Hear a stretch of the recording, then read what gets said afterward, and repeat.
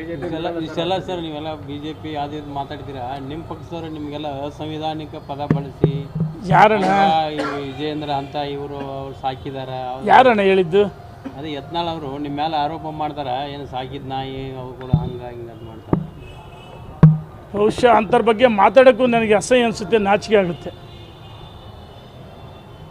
ಅಸಂಬದ್ಧ ಅಶ್ಲೀಲ ಪದವನ್ನು ಬಳಕೆ ಮಾಡಿದ ವೃತ್ತಿ ನೋಡಿ. ಈಗ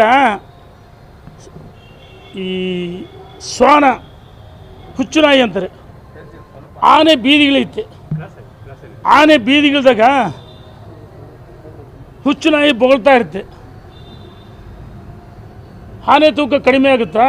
ಆನೆ ಗೌರವ ಕಡಿಮೆ ಆಗುತ್ತಾ? ಬಹುಶಃ ಸರ್ವಜ್ಞರು ಇದನ್ನು ನೋಡೇ ಬರೆದಿರಬೇಕು. ಈ ಹುಚ್ಚು ನಾಯಿಗಳು ನೋಡಿ ನಾನು ಹೇಳ್ತೀನಿ, ಅವರು ಏನು ಹೇಳ್ತಾರೆ, ಬೀದಿ ನಾಯಿಗಳು 4 ಜನ ಸಾಕಿರೋದು ನಾನು ಕೇಳ್ತೀನಿ. ನಾನು ಯಾವ ವಿಷಯ ಮನುಷ್ಯನ ಹೆಸರು ಹೇಳೋಕ್ಕೂ ಇಚ್ಛೆ ಪಡಲ್ಲ. ನಾಯಿಗಿರ್ತಕ್ಕಂಥ ನಿಯತ್ತು, ನಾಯಿಗೆ ಇರ್ತಕ್ಕಂಥ ನಿಯತ್ತು ಮನುಷ್ಯನಿಗಿಲ್ಲ.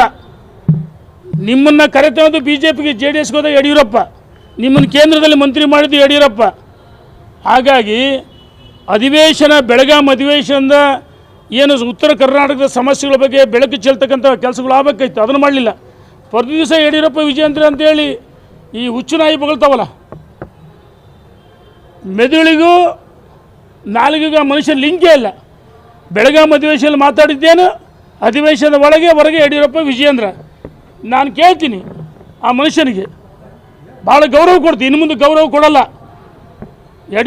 ವಿಜಯೇಂದ್ರನ ರಾಜ್ಯದ ಅಧ್ಯಕ್ಷ ಮಾಡಿದ ಯಡಿಯೂರಪ್ಪ ಅಲ್ಲ, ನರೇಂದ್ರ ಮೋದಿಯವರು, ಅಮಿತ್ ಶಾ, ನಡ್ಡಾ, ಸಂತೋಷಿಯವರು.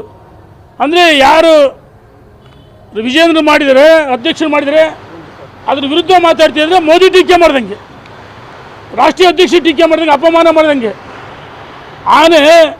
ಆನೆಗಿರೋ ತೂಕ ಆನೆಗಿರುತ್ತೆ, ಹುಚ್ಚುನಾಯಿ ಬೊಗಳುತ್ತೆ. ನೋಡಿ ಏನಾಗಿದೆ, ಅದು ಹುಚ್ಚುನಾಯಿ.